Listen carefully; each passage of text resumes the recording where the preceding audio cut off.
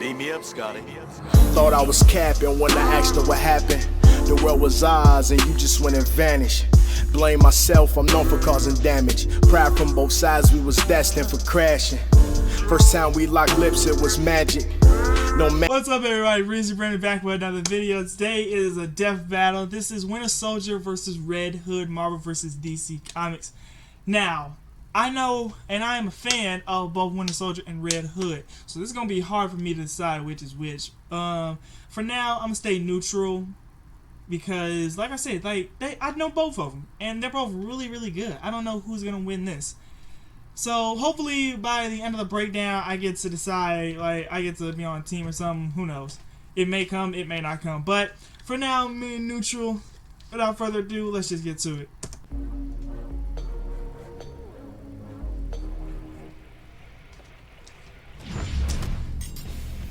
Sidekicks. Every good superhero or world-conquering scientist needs one, right, Boomstick?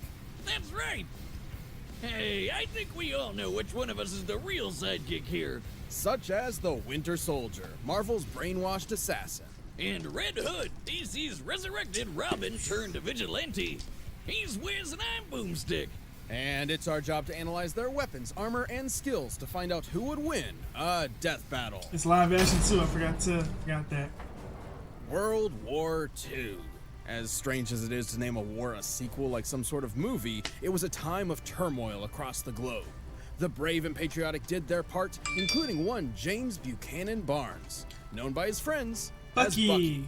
As a young lad, Bucky ripped open a standard superhero booster pack to find classic cards like Dead Parents and Deep Desire to Fight for Justice. And that combo served him well in the U.S. military. He joined at the age of 15 and eventually got recruited for special assignments and training with British commandos. Not long after that, he became friends with his own personal hero and the country's favorite Boy Scout, Captain America. Bucky was initially unaware of the captain's secret identity until one night he walked in on Steve Rogers changing into his costume. Well, I guess that's one way to get to know a guy. Luckily, Cap had a lot of faith in Bucky and asked him to become his partner in crime, or hero work. They fought side by side, kicking Nazi ass throughout the rest of the war. The duo seemed to be unstoppable until one fateful mission when they leapt after a plane to catch Nazi scientist Baron Zemo. Fortunately for Bucky, he was able to grab onto the plane, while Cap fell into the ocean to nab his last diving merit badge. Get it? Because he's a Boy Scout. Unfortunately for Bucky, the plane was booby-trapped and exploded. It appeared as though the captain's loyal sidekick had been killed.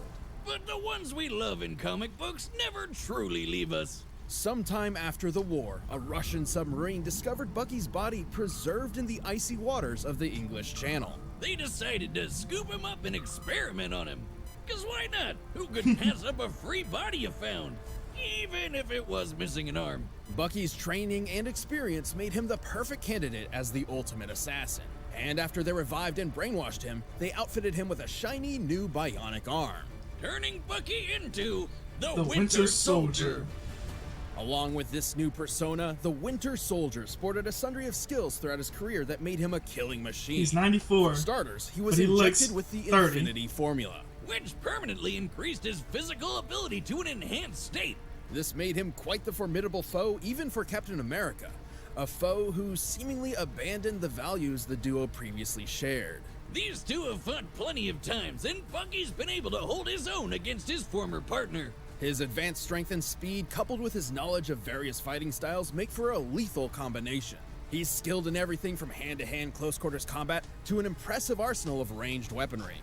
Oh yeah, Marvel's Capcom Infinite. I love that game. That are outfitted with some nifty palm print sensors, so only he can shoot them. If anyone other than the Winter Soldier tries to use these firearms, they will self-destruct. He also wields a katana, throwing knives, pretty much whatever comes in the welcome bag at Assassin Con.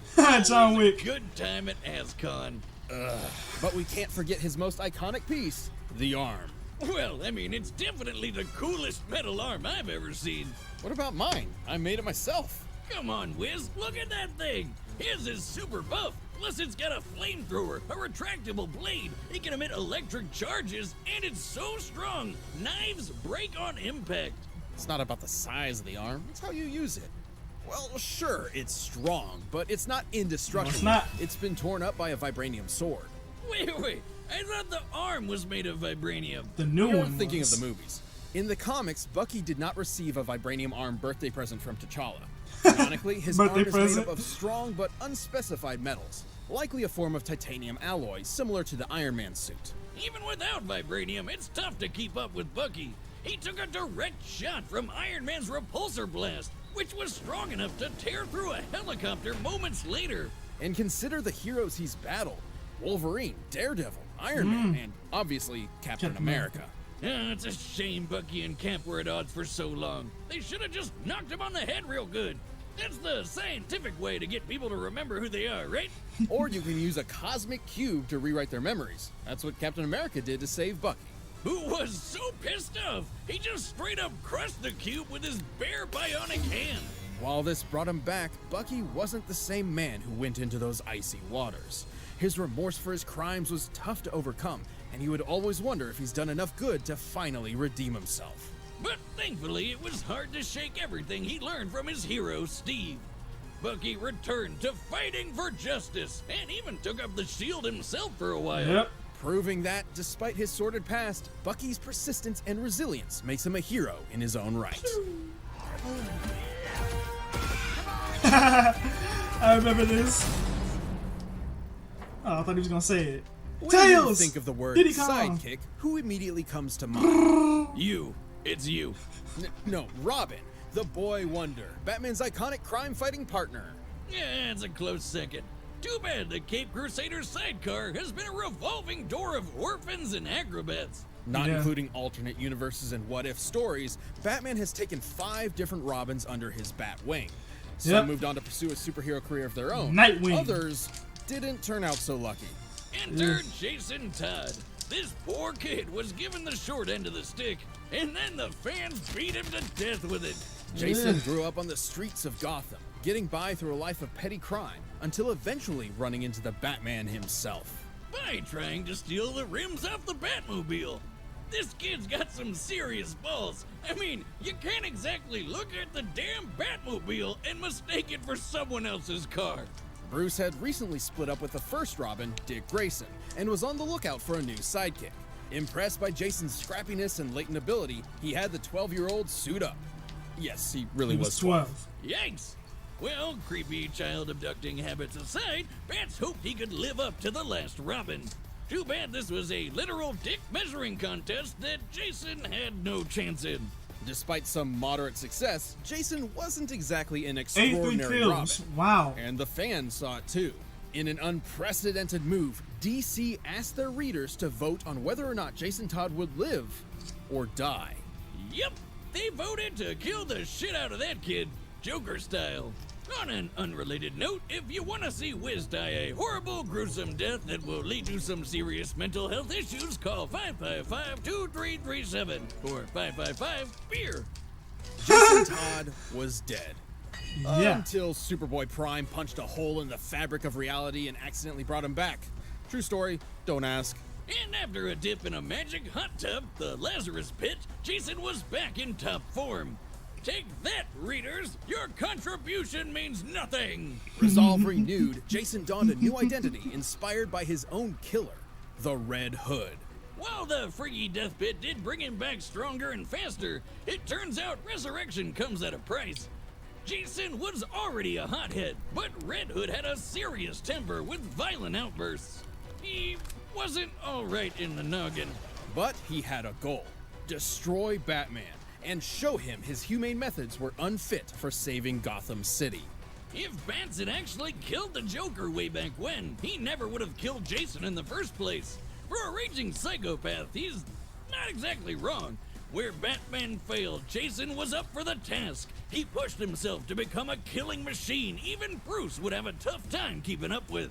Even training with the League of Assassins and the All Cast, a group of monk assassins. So much ass stuff in this episode. In addition to Red Hood's wide array of skills, he also maintains a serious collection in his arsenal.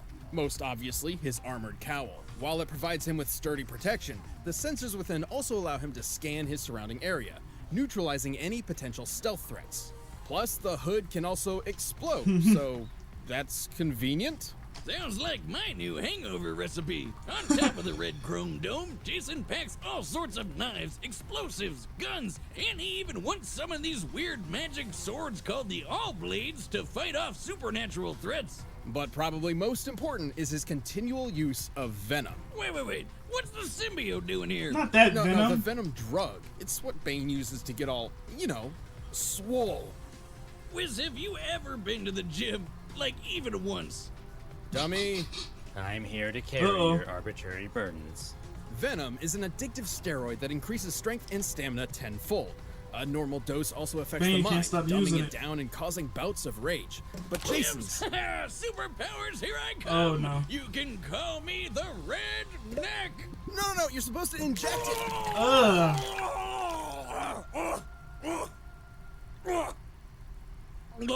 What happens to Dummy? Oh, Dummy, clean that up.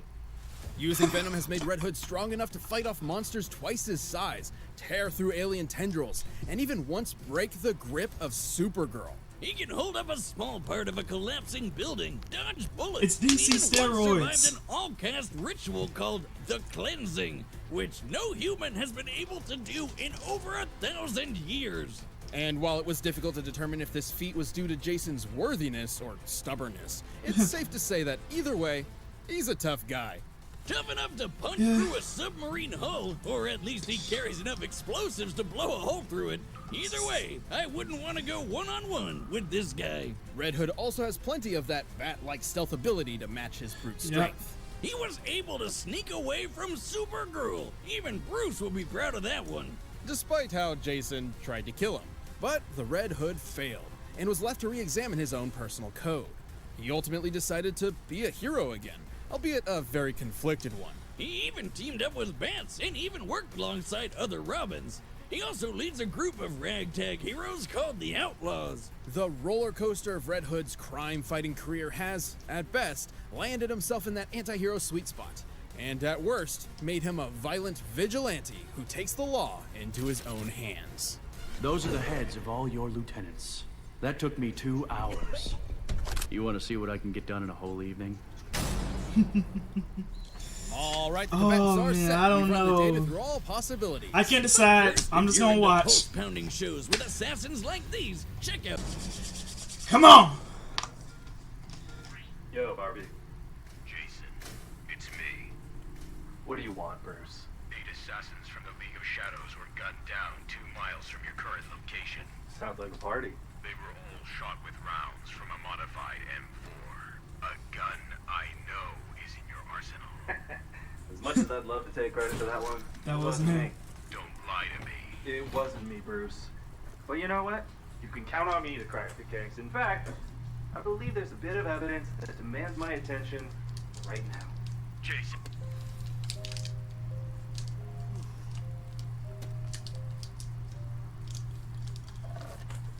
I like when they do live action.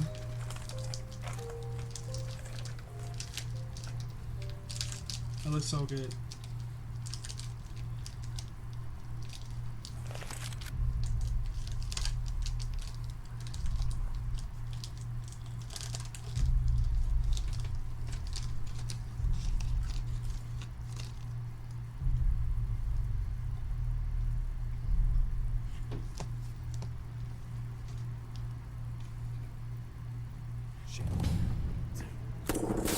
Oh God.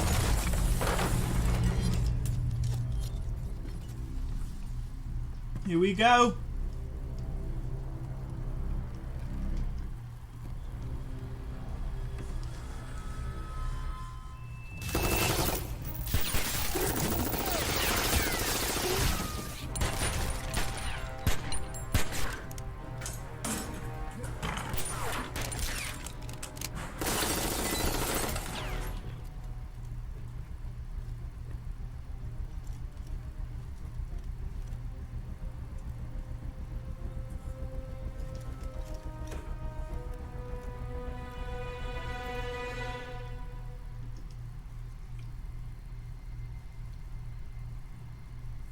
Oh, he's still there.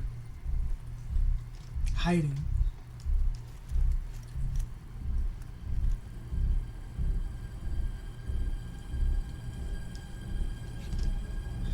door's closed. Oh. Ah, the arm.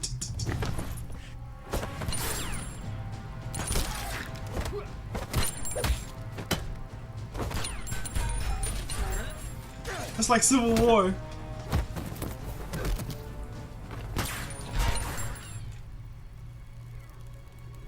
Oh, got his fist. Ah! Right in the face. Okay.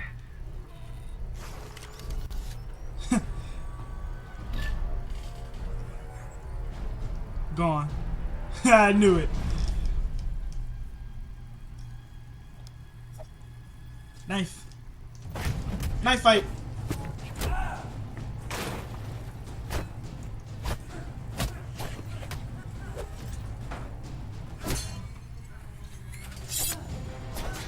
You can get a wiring in his arm.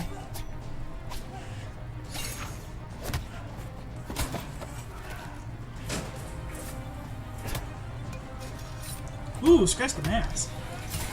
Oh, he got him. Who he got him to? Oh, oh.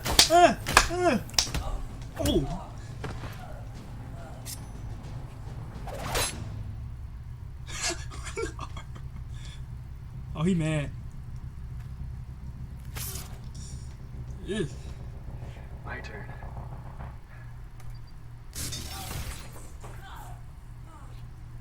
That was smart.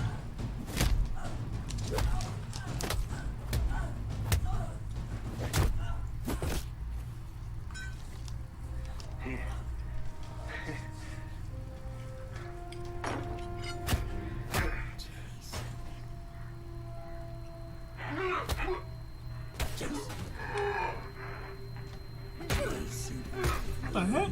Oh! I didn't notice that. The crowbar.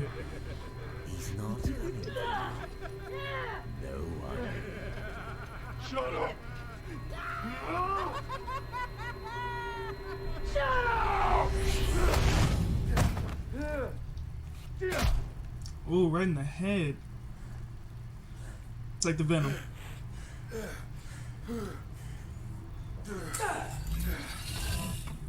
Yeah.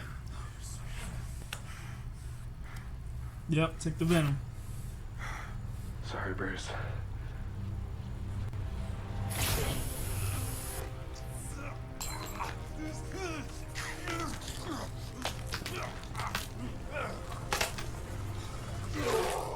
Uh-oh.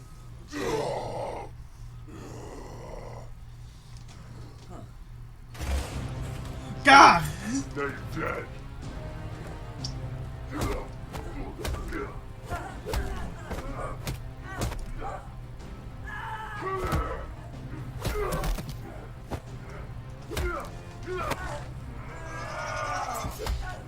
Yeah, fight back, man. Oh, he crushed him!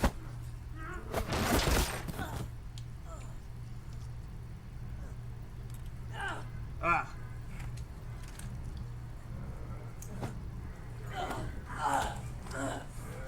Right in the face? Oh, that's right. Only he can shoot it. Ooh, the boots.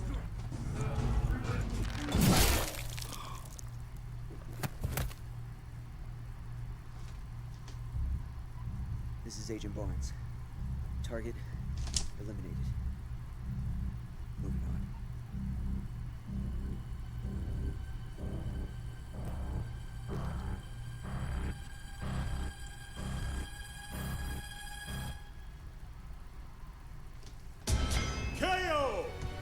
Oh, talk about a headache. These two were quite evenly matched. They both had wells of experience, similar arsenals, and an unparalleled drive to win. They even had almost identical speed and reactionary feats, and Jason definitely had better stealth skills. However, Bucky Barnes earned the edge in almost every other way. Like how Red Hood had plenty of experience training with Batman and assassins, but Winty had decades of training on it with commandos, as the captain's side piece, an emo assassin, and even as Captain America himself. The Winter Soldier also had an edge in defense. His metal arm was able to shatter a knife on impact, but when Red Hood took a similar hit, his helmet cracked. Red really didn't have any way to stop that arm for good, or Bucky's superhumanness. Sure, using Venom could even the playing field for a short time, but a brief power-up is nothing compared to a metal arm and the permanent infinity formula. And don't take Jason breaking Supergirl's grip out of context. She wasn't expecting the Venom, and they weren't even fighting in the first place. It's interesting, but not nearly as noteworthy as it sounds. Yeah, we know for a fact Venom is a 10-time strength booster. There's no way Red could match a Kryptonian in a real brawl. Red Hood was a deadly combatant, but the Winter Soldier one-upped him with superior experience, survivability, and a consistent strength advantage. Looks like Bucky was the winter. The winner is the Winter Soldier. That was a good fight.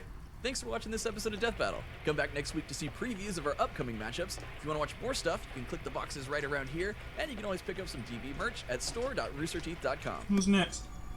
So many snacks, so little time. Ragnarok?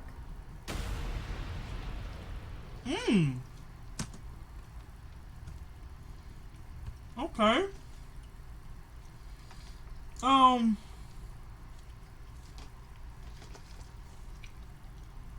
I don't know who the other person is, but Venom. Okay. Gonna bring Venom in the mix. Let's see how that plays out. But that was a great fight. I mean, they have great fights, but that one,